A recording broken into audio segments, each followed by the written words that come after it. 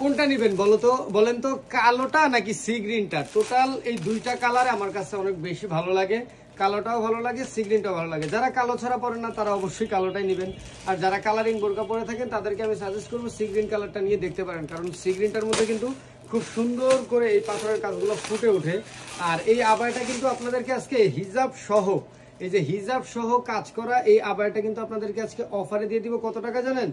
মাত্র 1250 টাকায়। যেখানে আবায়াটা আপনি সম্পূর্ণ কাজ করা একটা গর্জিয়াস আবায়া পাবেন, যেটা এই যে পিছনেও এরকম কাজ করা থাকবে, ইভেন আপনার এরকম সামনেও কাজ করা থাকবে।